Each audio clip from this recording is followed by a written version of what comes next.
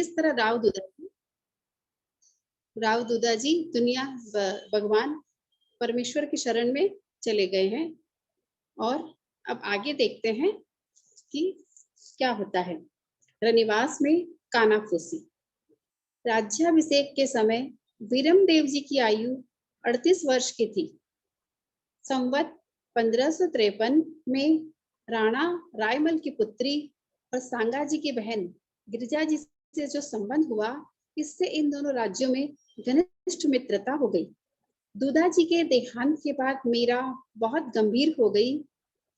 उसके सबसे बड़े सहायक और अवलंब दूधा जी के न रहने से उसे अकेलापन खलने लगा। यह तो प्रभु की कृपा और दूधा जी की भक्ति का प्रताप था कि पुष्कर आने वाले संत मेड़ता आकर दर्शन देते। इस प्रकार मीरा को अनायास सत्संग प्राप्त होता। धीरे धीरे रनिवास में इसका भी विरोध होने लगा। लड़की बड़ी हो गई है, अतः इस प्रकार देर तक साधुओं के बीच में बैठे रहना और भजन गाना अच्छा नहीं है। सभी साधु तो अच्छे नहीं होते। पहले की बात और थी, तब अन्नदाता हुकुम साथ रहते थे और मीरा भी छोटी थी। अब वह 14 वर्ष की सयानी हो गई है। विवाह हो जाता तो एकाध वर्ष के भीतर माँ बन जाती। आखिर कब तक कुंवारी रखेंगे इसे? कल आसपास के लोग ताना मारेंगे कि अरे अपने घर में देखो, घर में जवान बेटियां कुंवारी बैठी है, तुम्हें रो रही है, तब आँख खुलेगी काका बाबूसा की। एक दिन झाली जी ने शाम कुंज में आकर मीरा को समझाया, बेटी बड़ी हो गई है तू, इस प्रकार साधुओं के पास देर तक मत बैठा कर। जो बातें होती है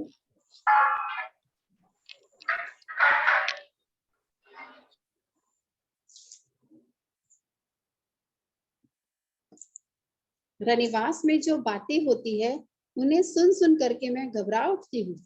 मुझ पर दया कर। उन बाबाओं के पास ऐसा क्या है जो किसी साधु के आने की बात सुनते ही तो दौड़ जाती है? पर रात रात भर जागना, रोना, गाना क्या इसीलिए भगवान ने ऐसे रूप गुण दिए हैं? क्या अपने से बड़ों का, माँ बाप का कहा मानना कर्तव्य नहीं है? ऐसी बात मत फरमाओ भाभू। भगवान को भूलना और सत्संग छोड़ना दोनों ही अब मेरे बस की बात नहीं रही। जिस बात के लिए गर्व होना चाहिए उसी बात के लिए माँ आप मन छोटा कर रही हैं। मैं क्या करूं बेटी, तेरी बातें भी तो मुझे ठीक लगती है, पर महलों में जिधर जाओ यही बात सुनाई देती है। क्या कुंवर साहब पिताजी हुक्म भी यही फरमाते हैं? वे हैं कहाँ, वे तो सेना लेकर भोजा सिंगावत से लड़ने कुहड़ की पधारे हैं। क्यों माँ, वे तो अपने ही वंश के हैं ना, फिर उनसे युद्ध क्यों? बहुत समय से भोजा जी सरजोरी कर रहे थे, पर अन्नदाता हुक्म की बीमारी के कारण सब चुप थे। अब तेरे दाता हुक्म विरम देव जी ने उन्हें ठिकाने लगाने भेजा है। उन्हें मार देंगे कुंवर साहब? नहीं, यही हुक्म है कि कुंवर कुड़की की जागीर छीनकर उन्हें निकाल दिया जाए।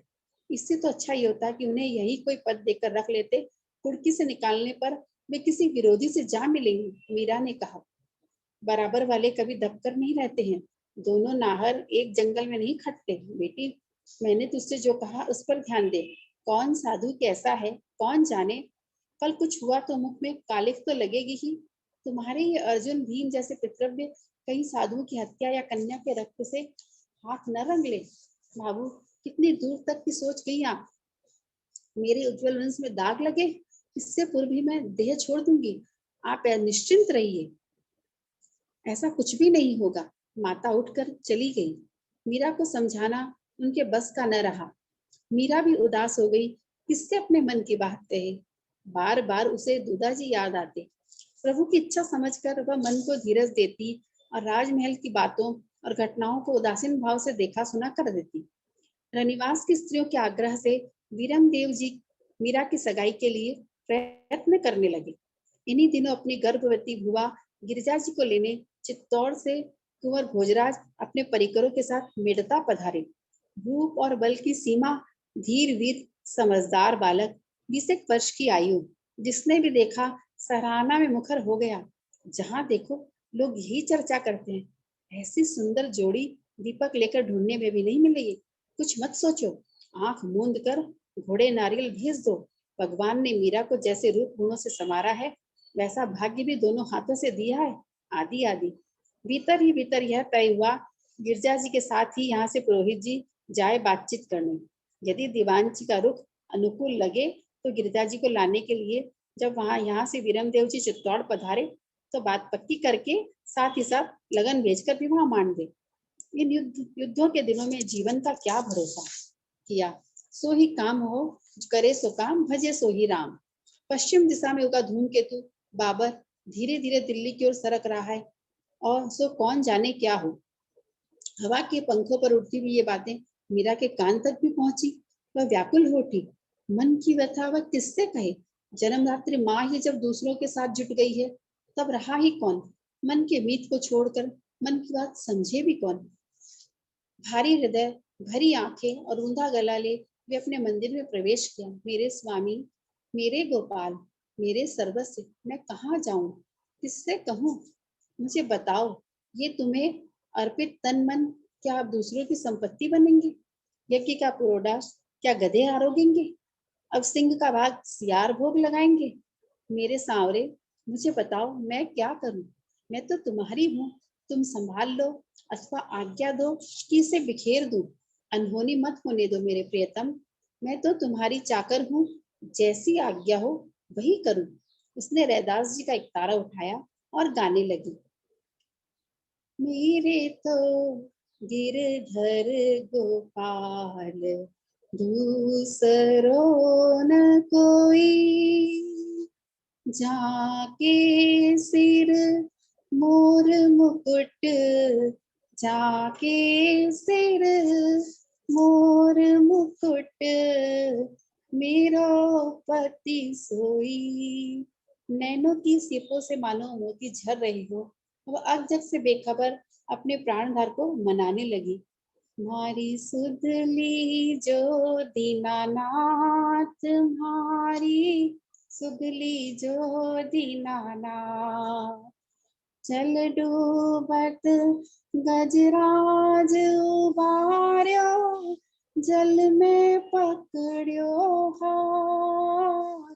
जिन प्रहलाद पिता दुख दीनो, जिन प्रहलाद पिता दुख दीनो, नरसिंह भया यदुनाथ, मारी सुगली जो दीनानाथ। नरसिंह मेहता रे माय रे, नरसिंह मेहता रे माय रे, सगा मेरा की बात। मीरा के प्रभु गिरधर नागर, भव में पकड़ो हाथ, मारी सुगली जो दीनानाथ, मारी सुगली जो दीनानाथ। राजकुंवर भोजराज की भीष्म प्रतिज्ञा। भोजराज पहली बार बुआ गिरिजा जी की ससुराल आए थे। बुआ के दुलार की सीमा न रही। एक तो हिंदुआसुरी के पाटरी कुंवर, दूसरे बुआ के लाडले भतीजे और तीसरे मेड़ता के भाभी जमाई होने के कारण उस महंगे दुर्लभ पाहुने की घड़ी घड़ी महंगी हो रही थी। पल पल में लोग उनका मुख देखते ही रहते और मुख से कुछ निकलते ही उनके हुक्म और इच्छा पूरी करने के लिए एक की ठोड़ 10 दौड़ पड़ते। उनकी सुख सुविधा में लोग स्वयं बिछे जा रहे हो, क्या न करे इनकी प्रसन्नता के लिए। जयमल और भोजराज की सहज ही मैत्री हो गई। दोनों ही इधर उधर घूमते घामते फुलवारी में आने के लिए। सुंदर श्याम कुंज मंदिर को देखकर भोजराज के पांव उसी ओर उठने लगी। मीठी रागनी सुनकर उन्होंने जयमल की ओर देखा। जयमल ने कहा, मेरी बड़ी बहन मीरा है, इनके रोम रोम में भक्ति बसी हुई है, जैसे आपके रोम रोम में वीरता बसी है। भोजराज ने जयमल की बात काटते हुए हंसकर कहा, भक्ति और वीरता, भाई बहन की ऐसी जोड़ी संसार में ढूंढने से भी नहीं मिलेगी। विवाह कहाँ हुआ है इनका। विवाह विवाह की क्या बात फरमाते हैं आप। विवाह का नाम सुनते ही जीजा की आंखों से आंसू के झरने बहने लगते हैं।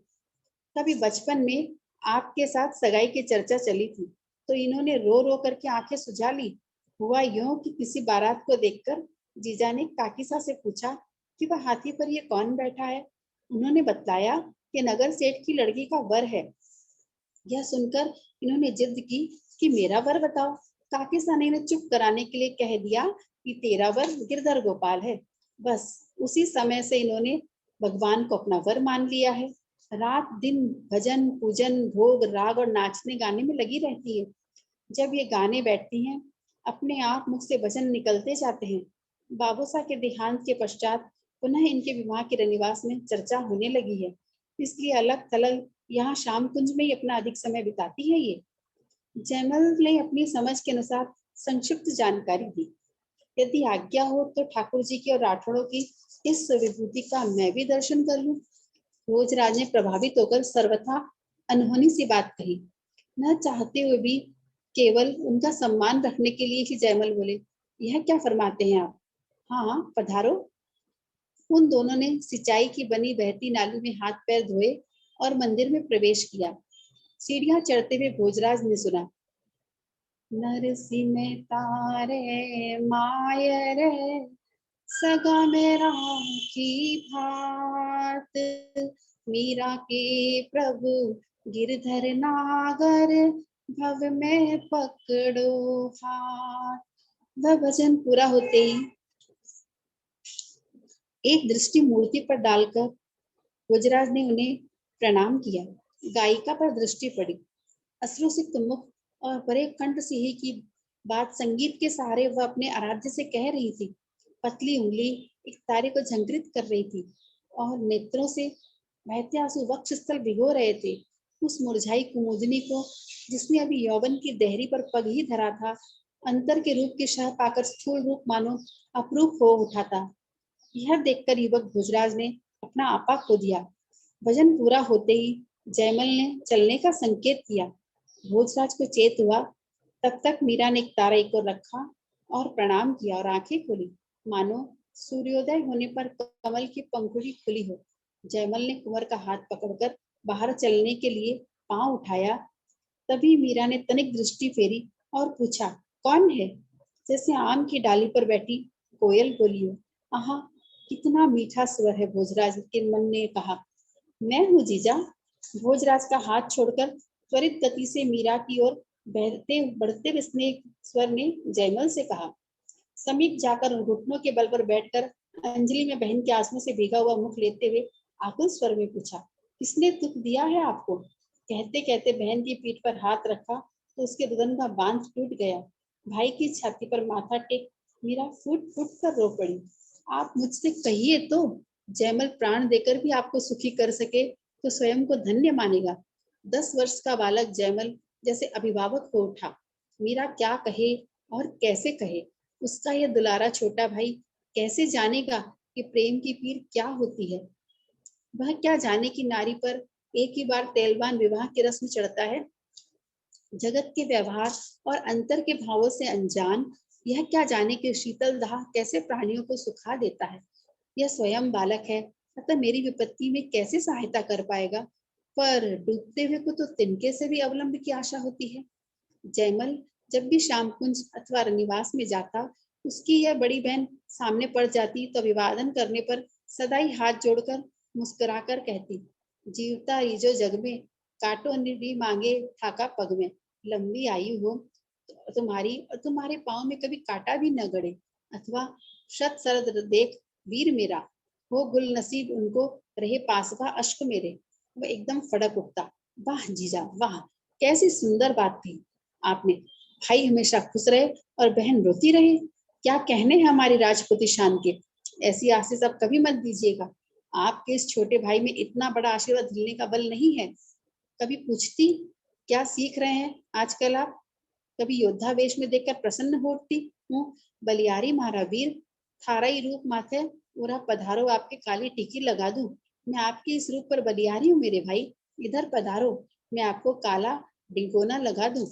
सदा हंसकर सामने आने वाली उसकी निर्मल हृदय बहन आज ज्यों छाती में मुख देकर रो पड़ी तो जयमल तड़प उठा। एक बार अपने इस छोटे भाई को हुक्म देकर तो देखिए जीजा, मैं आपको ये रोते नहीं देख सकता। भाई आप मुझे बचा लीजिए मुझे। मीरा भरे गरज से हिलकियों के मध्य से कहने लगी, सभी लोग मुझे मेवाड़ के महाराज कुंवर से ब्याहने को उतावले हो रहे हैं। स्त्री के तो एक ही पति होता है भाई। अब गिरधर गोपाल को छोड़िए, मुझे दूसरों को सौंपना चाहती है कि इस पाप से आप मुझे बचा लीजिए। भगवान आपका भला करेगा। आपकी गिनती तो अभी से वीरों में होने लगी है।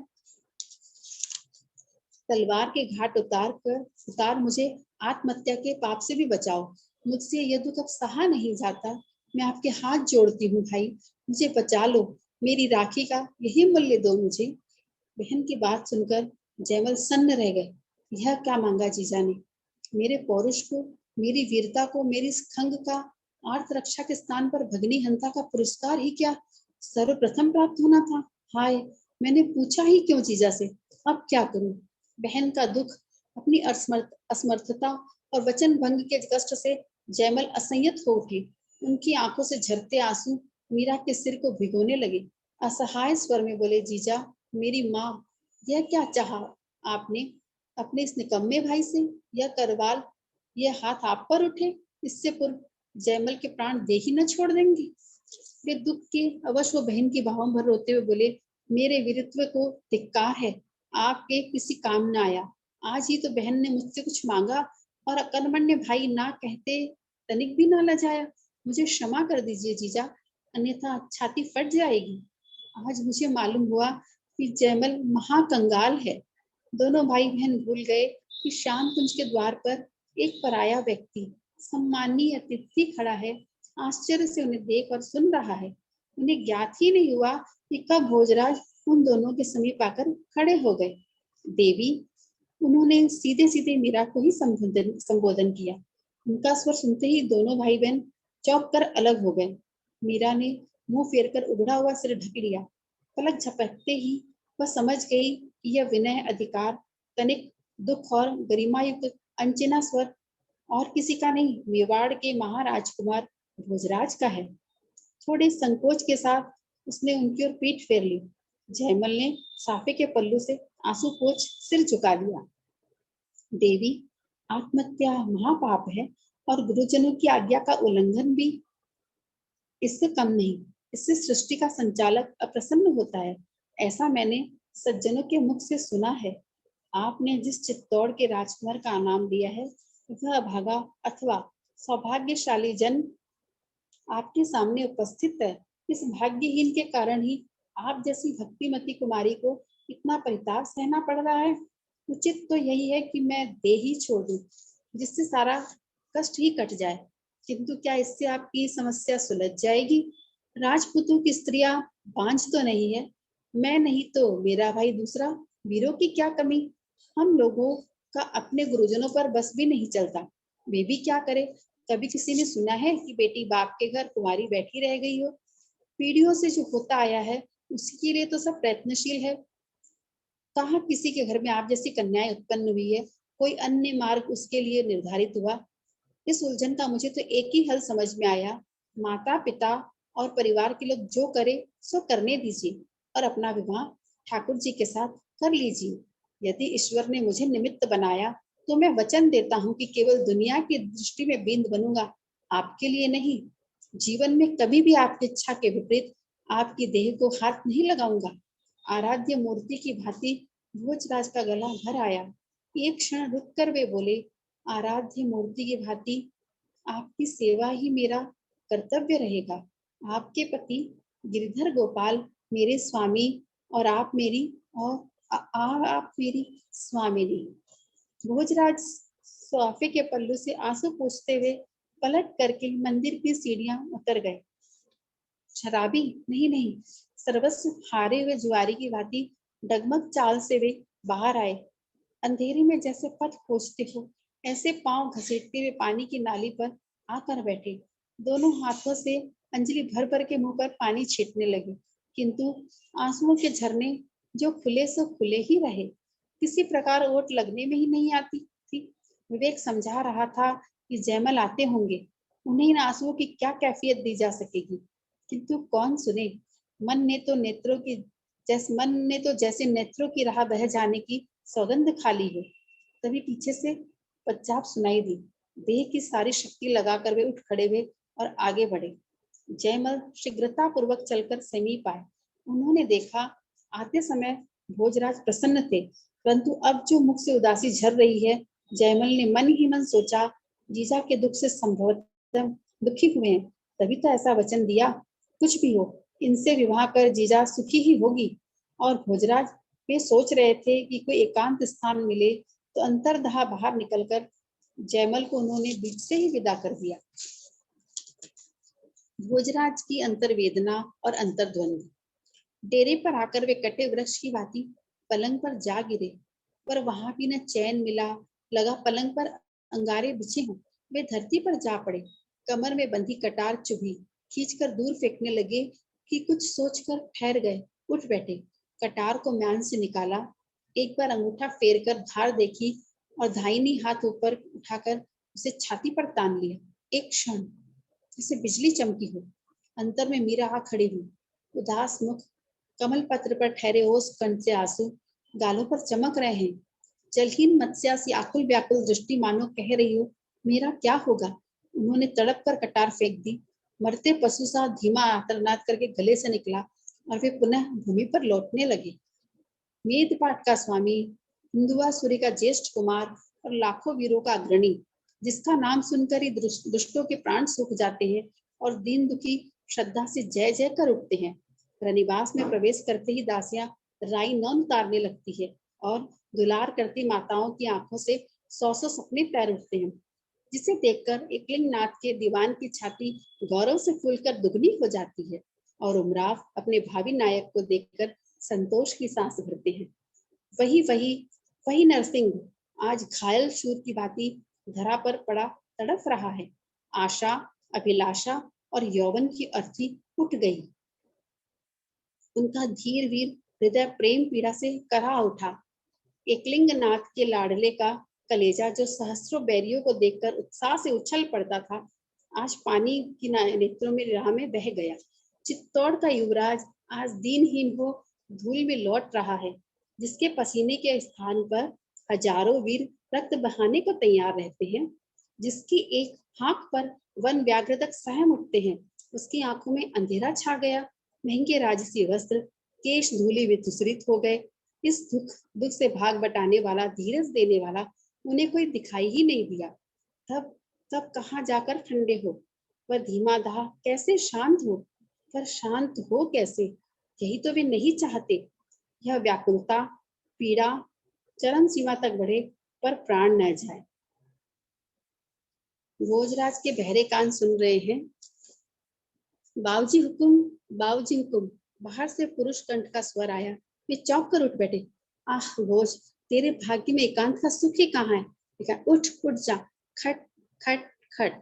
द्वार पर फिर खटका हुआ और भोजराज का गंभीर कंठ पुकार उठा, कौन है। यह तो मैं हूँ हुकुम पूरनमल।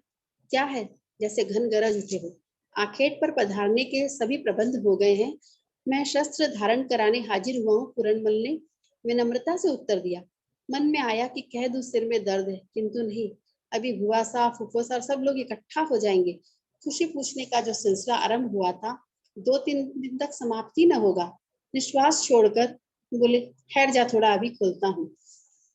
उन्होंने खड़े होकर वस्त्र झड़काए, मुंह धोया, पानी पिया, गीले हाथ केशों पर फेरकर साफा बांधा, कटार उठाकर कमरबंद में लगाई और आरसी में मुंह देखा। आश्चर्य और दुख से उनका मुंह खुल गया। अपना ही चेहरा अनजाना सा लगा। आंखें सूज गई, होठ सूखे और मुंह उतरा हुआ। उन्होंने होठों पर जीभ फेरकर मुस्कुराने का प्रयत्न किया, किंतु मुस्कान के बदले होठों पर एक करुण रेखा खिंचकर रह गई। वे हार कर पलंग पर बैठ गए। क्यों आ गया मैं यहाँ। भाई हुकुम माँ ने तो ना फरमाया था, मैंने ही जिद की। हाय कैसा दुर्भाग्य इस अभागे मन का। कहाँ जा लगा यह, जहाँ इसकी रत्ती भर भी परवाह नहीं, चाह नहीं। पांव तले रुंदने का भाग्य लिखा कर आया है बदनसीब। मीरा, कितना मीठा नाम है ये, जैसे अमृत से बना हो, सींचा गया हो। अच्छा, इस नाम का अर्थ क्या है भला। नहीं जानता ना, पर पूछूं तो किससे। पूरनमल जानता होगा। किसी से नहीं पूछा जा सकता। अब तो उन्हीं से पूछना होगा, चित्तौड़ आने पर। उनके होठों पर मुस्कान हृदय में विद्युत तरंग थिरक गई। वे मीरा से मानो प्रत्यक्ष बात करने लगी। मुझे केवल तुम्हारे दर्शन का अधिकार चाहिए। तुम प्रसन्न रहो, तुम्हारी सेवा का सुख पाकर यह बोझ निहाल हो जाएगा। मुझे और कुछ नहीं चाहिए, और कुछ भी नहीं चाहिए। बाबूजी हुकुम। भोजराज जैसे स्वप्न से जगे। एकलिंग नाथ, मेरी लज्जा रखना प्रभु।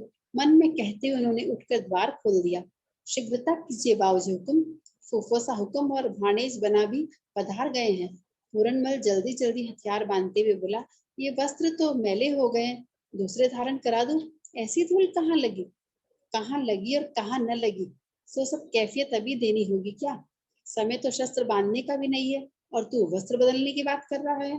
बाहर सब लोग है इसी से, सो क्या तेरी सगाई करनी है? लोग सोचेंगे मालिक इतना गंदा है तो सेवक कैसा होगा और सगाई टूट जाएगी। यह बात हो तो वस्त्र बदल लूं। भोजराज ने हंसकर कहा। पूछा, घोड़ी तैयार है? हुक्म तैयार है, पूरनमल ने लजाते हुए कहा। अब हुआ सा पधारे, शीघ्र विदा करके घर चले। मुझे तो घर की चित्तौड़ की याद आती है। सुना है, पूरनमल कहते कहते ठहर गए।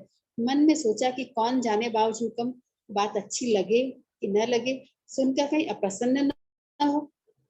क्या सुना है? भोजराज ने पूछा। सरकार नाराज तो नहीं होंगे? क्यों, नाराज होने जैसी क्या बात है? यदि ऐसा कहना है तो कहने को उतावला ही क्यों हुआ? बात तो पुरस्कार पाने जैसी है, पर बड़े लोगों के मन की कैसे जान सकते हैं? पुरस्कार भले ना मिले, पर रुष्टता का दंड भी न मिलेगा। अब आफरा झाड़ ले, कह दे। भोजराज ने हंसकर कहा। सुना है आपके साथ यहाँ के पुरोहित जी महाराज भी चलेंगे? क्यों? रावल छोटे भाई रतन सिंह की पुत्री का संबंध प्रस्ताव लेकर वे श्री जी के सम्मुख उपस्थित होंगे। सुना यह भी है कि बाईसा सुंदर, गुणवती, कवि और भक्त है। इस योगी ने उन्होंने योग और संगीत की शिक्षा भी पाई है। स्वभाव तो ऐसा है मानो गंगा का नीर हो। पूरनमल ने प्रसन्न स्वर में कहा। तुझे कैसे ज्ञात हुई इतनी सारी बातें? पूरनमल की बातें भोजराज के हृदय की प्यासी धरती पर प्रथम मेघ सी बरसी, जिसकी एक एक बूंद आतुरता पूर्वक उन्होंने सौंख ली। कुछ तो सरदारों की बातों से ज्ञात हुई, कुछ मैंने स्वयं ही इधर उधर के सेवकों बालकों से जानकारी ली। क्या आवश्यकता क्या आवश्यकता पड़ी तुझे? भोजराज के देह से कम से लड़ते हुए पूछा। सरकार, वे कल हमारी स्वामिनी होंगी। बालकों को, सेवकों को उत्सुकता तो रहती ही है।